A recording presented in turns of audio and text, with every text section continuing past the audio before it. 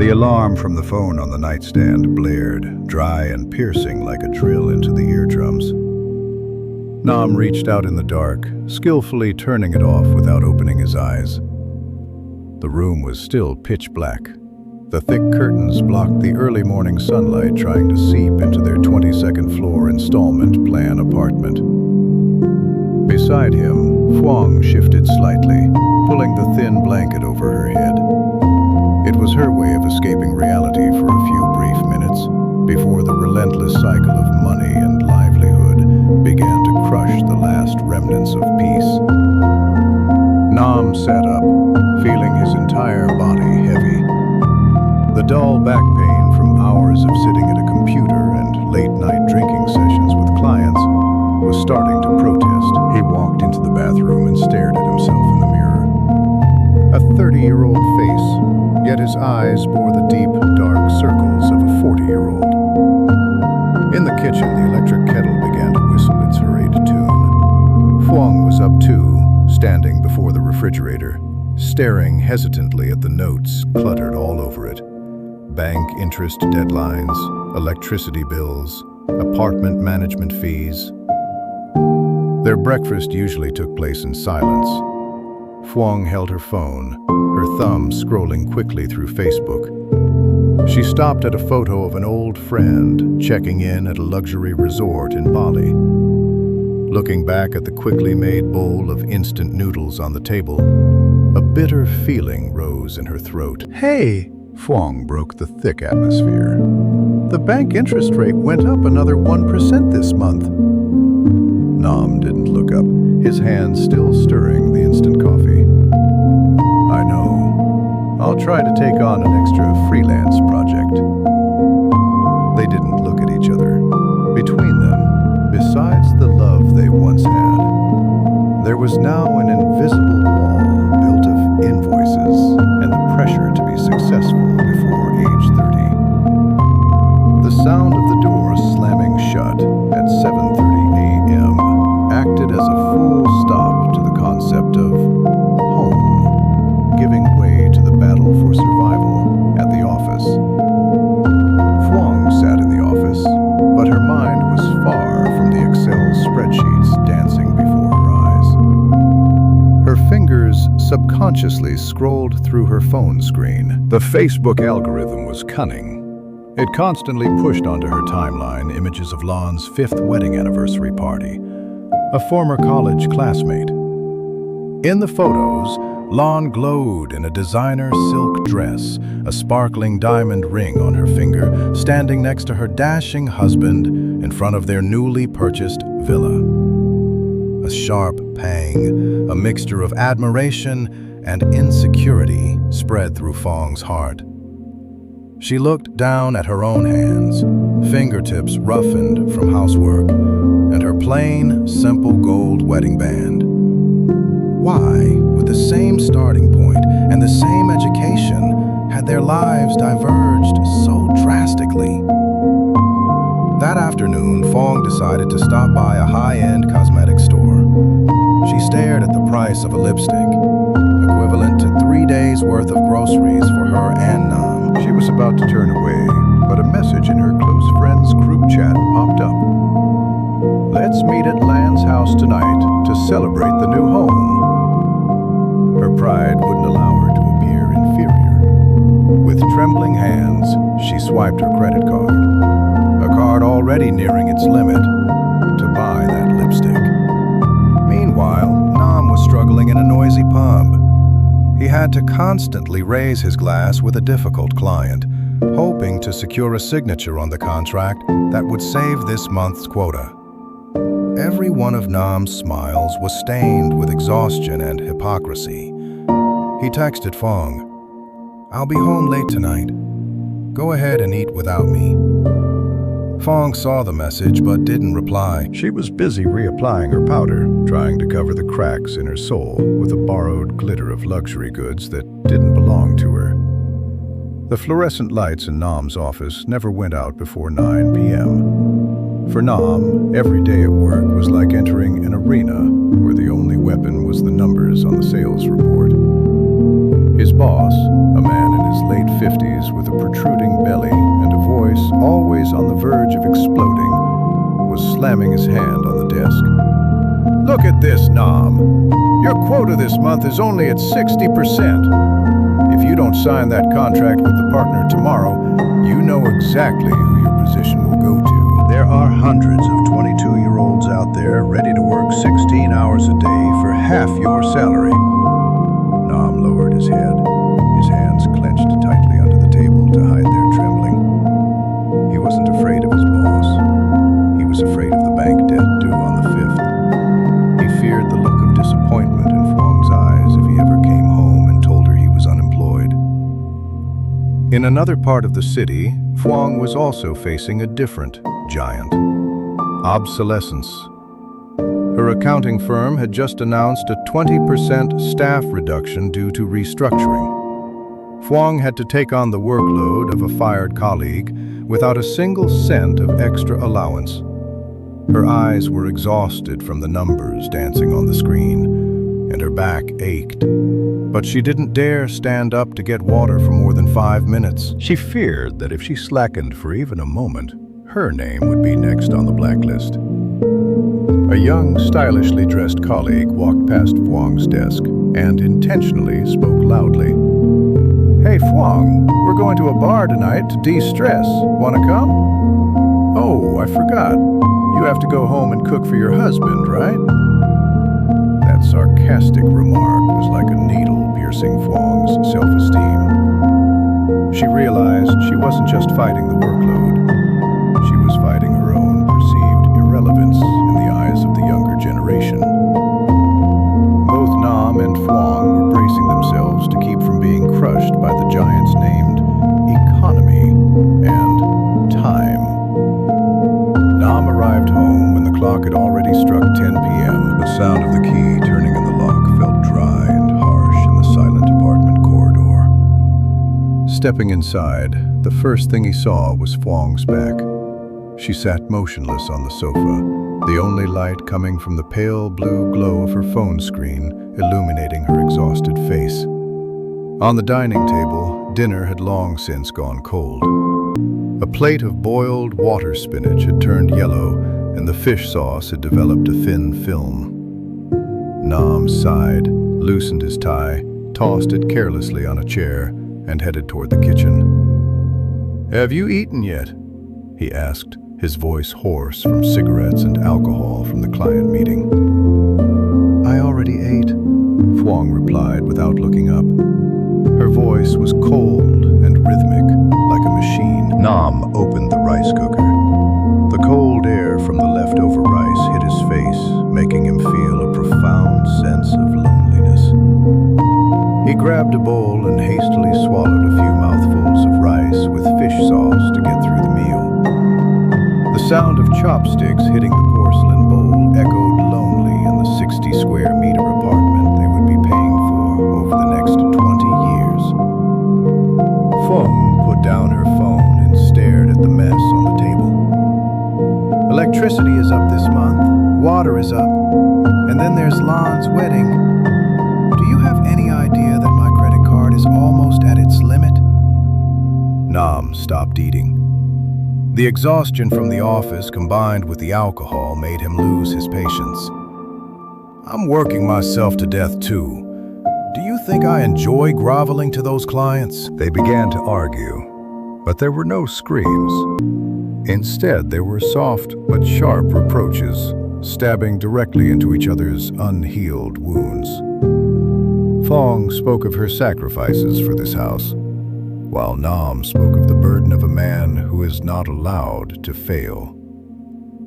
Finally, Phuong stood up, quietly walked into the bedroom, and slammed the door. Nam remained in the living room, staring at his unfinished bowl of rice. Tonight's dinner had no sweetness of love, only the salty taste of sweat, tears, and the disappointment of a marriage they once thought would be paradise. Sunday morning, the only day of the week to sleep in, but their rest was shattered by the persistent vibration of a phone. It was Nam's mother calling on video. Nam sluggishly sat up, trying to smooth his messy hair and forcing an okay smile before picking up. How are you two lately? Are you healthy? Why do you look so thin, Nom? Nom's mother's worried voice rang out from the other end. Behind her was the peaceful scenery of the countryside, a stark contrast to the suffocating atmosphere of the city. Without waiting for Nom to answer, she continued, "The eldest uncle just got a grandson. You've been married for 3 years now. How long are you going to keep us waiting? There's never enough money, but having a child brings joy to the house. God provides for all his creatures." Fung lay beside him, hearing every word from her mother-in-law through the speakerphone. She said nothing, but her eyes remained tightly shut, her heart clenching. They didn't dare tell their parents that even a trip home right now was a financial burden, let alone raising a child. At the same time, Fong received a message from her younger brother back home. "Sis, Dad's back is hurting again. Mom asked if you could send some money so he can go for a checkup." Fong looked at her account balance. Only a few $100,000 dong left. Then at Nam, who was struggling to explain his work pressure to his mother. She felt like a criminal. Back in the village, everyone thought they were living the dream, working in air-conditioned offices in the capital, living in a high-rise apartment. They had no idea that behind that successful label were sleepless nights of anxiety and cold meals. The calls from home, which were supposed to bring comfort, had instead become ropes tightening around their freedom. Silence in the house was no longer peace. It was a cover-up. Nam began having secretive phone calls on the balcony. It wasn't an affair, but he was negotiating with creditors and taking on low-paid freelance gigs to fill the void of his salary, which the company had owed him for 2 months. He didn't dare tell Fong. He feared her panicked gaze and worried he would completely crumble in her eyes if he admitted his financial helplessness.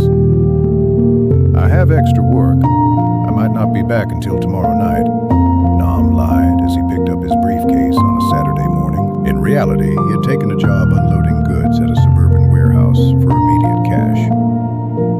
His hands, once only accustomed to typing, began to blister and bleed. Meanwhile, Fong was also carrying a heavy secret. She had used all of their meager remaining savings, money intended for next year's insurance premiums, to send home for her father's medical checkup. She told Nam that the company had given her a small, unexpected bonus, so she bought some extra nice food. But every bite she took now tasted like guilt. Deception, even when born from good intentions, created an invisible distance. They sat side by side, but each mind was busy patching up its own holes. When Nam accidentally left his phone on the table and a debt notification popped up, Fong saw it. She didn't ask. He didn't tell. They chose silence to maintain a fake peace, but in reality, the crack was large enough that a slight breeze could shatter everything. Trust, the very foundation of marriage, was now just a fragile shell waiting for the day it would collapse. When conversations with a spouse revolve only around bills and debts, the human soul tends to seek solace in unfamiliar places. For Huang, it was a male colleague who had just transferred to her department. A young man, unburdened by family responsibilities, who always knew how to compliment her dress or notice her fatigue, even when she tried to hide it under thick layers of powder. Casual, harmless texts after work began to appear more frequently on Huang's phone. "You should rest. Let me help with the work."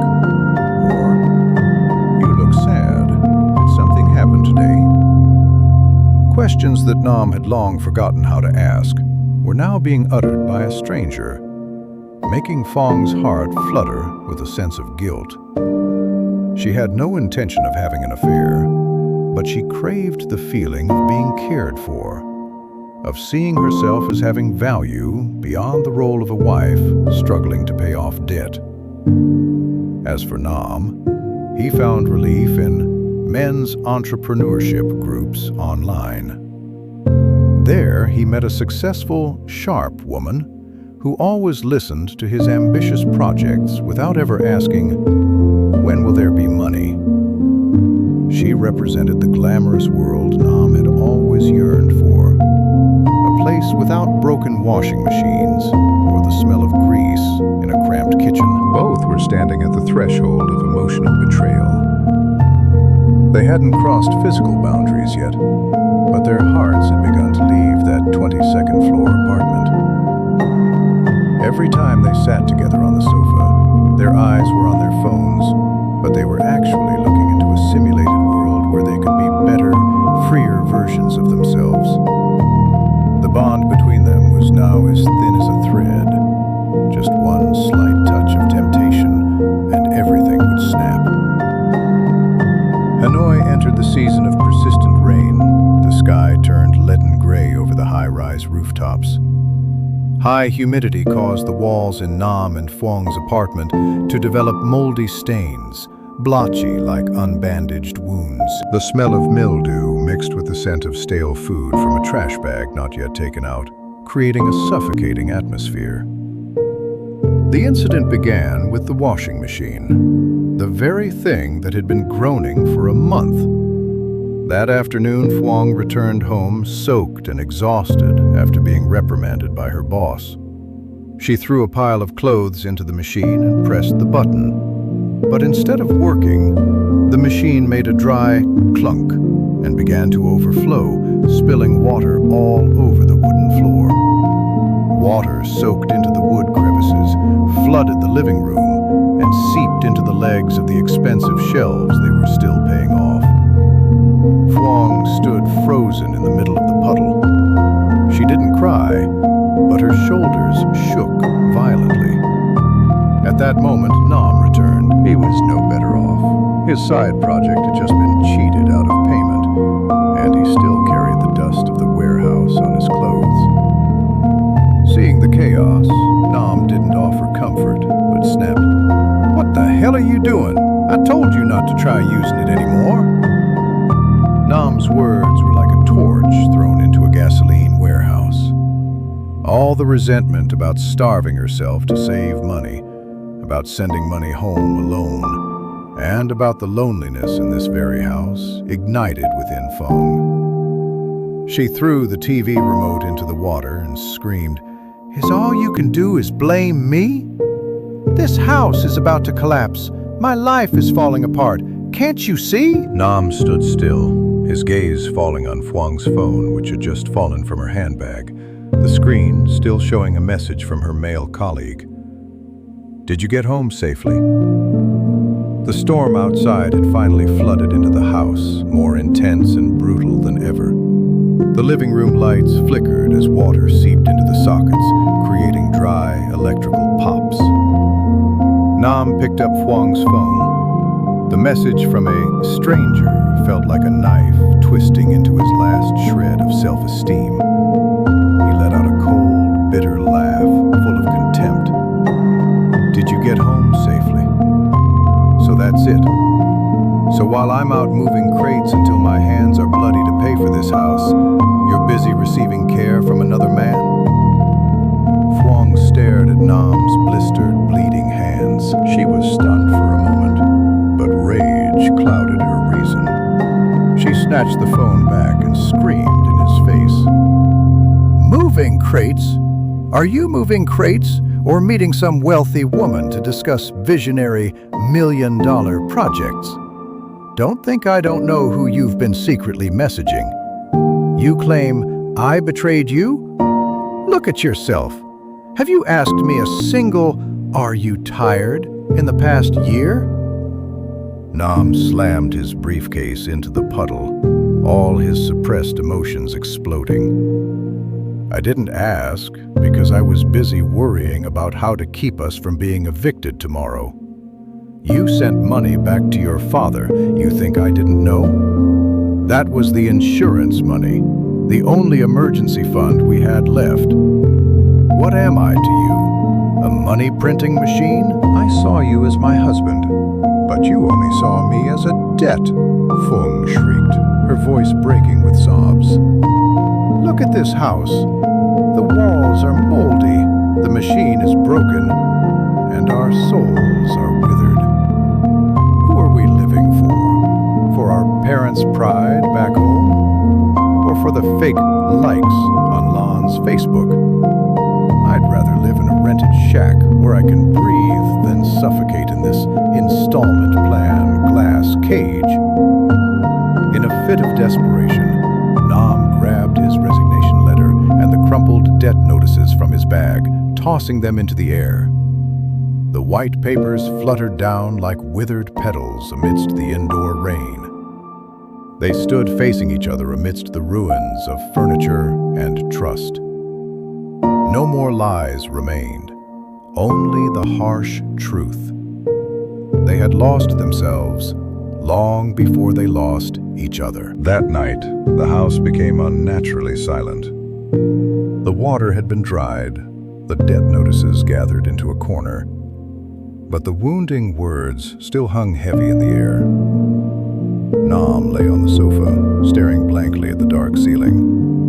Fong lay in the bedroom, facing the wall, listening to the sound of her own breathing in the darkness. Never had the distance from the living room to the bedroom felt so long. It was no longer a few steps, but tens of thousands of miles of disappointment and exhaustion.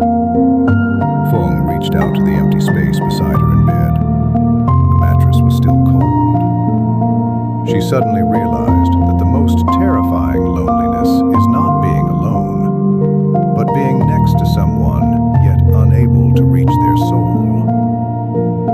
They began to live like two ghosts in the same space. In the morning, Nam left before Fong could even open her eyes.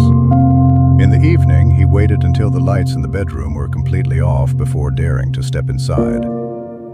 They avoided each other's gaze, avoided accidental encounters in the kitchen. All communication was reduced to sticky notes on the fridge. Internet bill paid. Rice is in the pot. On their wedding bed, the two pillows still sat side by side, but between them lay an invisible abyss.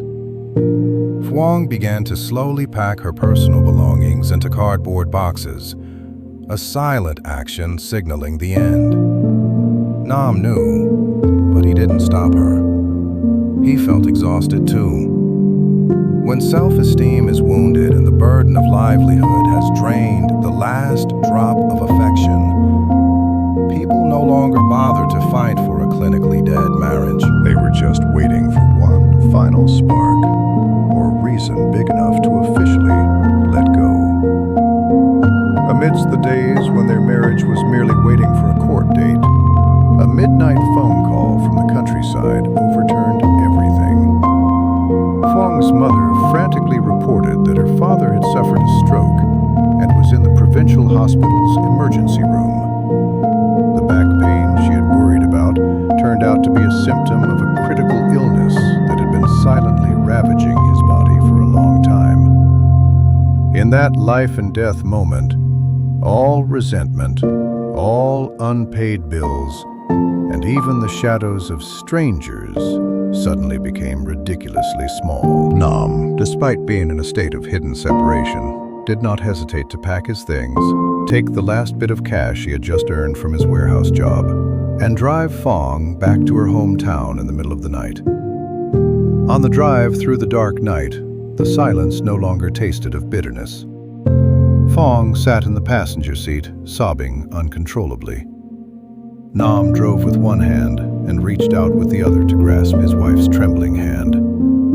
It was the first time they had held hands in over 6 months, despite living under the same roof. At the hospital, seeing her mother's haggard appearance and her father's frail body on the hospital bed, they both realized with a shock that they had been so preoccupied with chasing distant, glittering things that they had forgotten their own roots.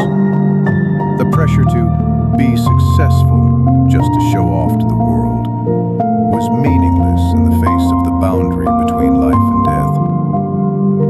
Standing in the hospital corridor, smelling of disinfectant, Nam and Fong looked straight into each other's eyes for the first time in a long while. No longer opponents in a financial war, they were just two frightened children in the face of life's storms, turning to each other as their last foothold. After Fong's father's condition temporarily stabilized, Nam and Fong stepped out of the hospital gates to breathe in the chilly countryside air at dawn. They stood under an old streetlight. Its pale yellow glow cast shadows of their two frail, exhausted figures. Fong, Nam spoke first, his voice low, stripped of his usual irritability. I'm sorry. I was so preoccupied with being a successful man by other people's standards that I forgot how to be a real husband to you. I hid the fact that my salary was delayed, that I was working at the warehouse, because I was afraid you'd look down on me. Fong looked at her husband's calloused, scarred hands, and tears streamed down again. She choked back a sob. I was wrong too. I was obsessed with other people's lives on social media. I used a stranger's attention to fill the void that we should have been rebuilding together. Sending money to my father was right, but I was wrong not to trust you enough to discuss it with you. They stood there, and for the first time in years, the glamorous masks were completely removed. Nam confessed he no longer wanted to strain himself in the city to pay for an apartment where they were never happy. Fong admitted she was tired of playing the role of a high-class woman in front of her friends. Who are we living for, Nam? Fong asked, a question they had avoided for so long. Nam squeezed his wife's hand. From now on, we'll just live for ourselves. No villas, no diamonds, no need for fake likes. We just need to be able to breathe and to be together. The flickering streetlight didn't brighten the entire world, but it was enough to illuminate the new path they had just decided to take together. Returning to the city after a week at the hospital, Nam and Fong looked at their 22nd floor apartment with completely different eyes. It was no longer a symbol of success, but a heavy block of concrete draining their life force. The mold stains on the walls were still there, and the broken washing machine sat silently, a relic of their internal storm. Let's sell the house, honey, Nam said, his voice soft but firm. Fong nodded. This time she felt no regret or fear of judgment from friends. She understood that keeping this house was only to prove to the world that they were fine, while in reality, they were slowly dying in debt and alienation. The sale of the house happened faster than they expected, but it came with whispers from those around them. Nam's mother called in a panic, and Fong's friends began messaging with discreet pity. Why sell? You're living in such a luxury place. Is something wrong between you two? Fong took a deep breath. She decisively left the frivolous chat groups and deleted the social media apps that constantly urged her to compare herself to others.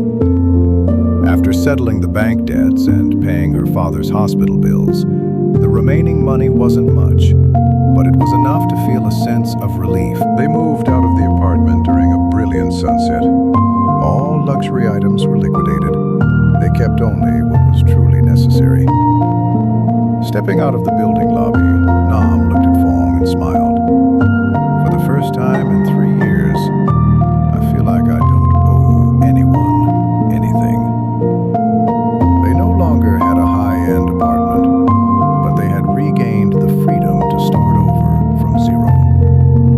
Their new rented home was tucked deep inside a small alley, only 1/3 the size of their old apartment. There were no and the sound of car horns from the main street still echoed through the windows. In return, however, the room was flooded with natural sunlight and had a small balcony just big enough for a few green potted plants. On the first day they moved in, Nam and Fong repainted the faded walls together. There were no professional painters, no cold gray tones of high-end minimalism. They chose a warm, pale yellow. Laughter rang out amidst the scent of fresh paint. Their hands were messy, but their eyes were bright. Together they went to the wholesale market, bought second-hand household items, and hand-assembled a simple wooden bed. Nam started a new job at a small-scale startup. The salary wasn't as high as before, but he no longer had to drink until late at night or strain himself under unreasonable quotas. Fong also moved to an accounting position for a furniture store near home, where she could finish work on time to prepare dinner. Tonight's dinner was no longer a hastily made bowl of instant noodles or a cold meal full of bitterness. On the old wooden table, Fong laid out a plate of braised fish and a fragrant bowl of sour soup. They ate in peace. No phones, no social media, no stories about debt. They realized that happiness does not lie in the square footage of a house, but in the warmth of the hearts living inside it. The cracks of the old days remained like scars, but they no longer hurt, for they were using sincerity to heal everything. A year has passed since the day they left the 22nd floor apartment. Dawn no longer begins with the dry, piercing alarm of anxieties, but with the chirping of birds on the small potted plants on the balcony. Fong's father has recovered. He occasionally sends the couple simple gifts from the countryside.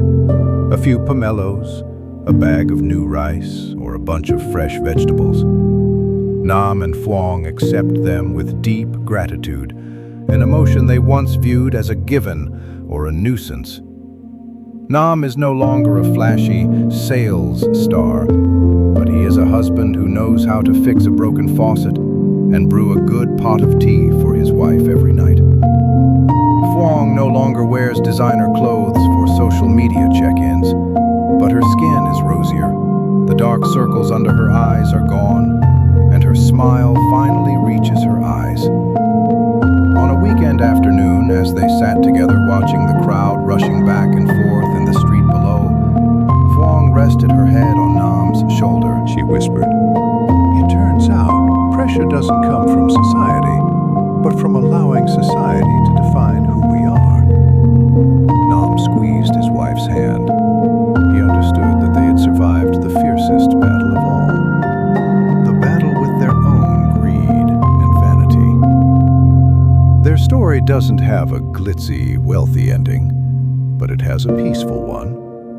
In a world that constantly urges young people to be faster, higher, further, Nam and Fong chose to slow down to clearly feel each other's breath. The cracks on the white walls of their old house have closed, giving way to the vibrant colors of a real, free, and hopeful life. The true dawn does not lie in the sunlight outside, but in the awakening within their own hearts.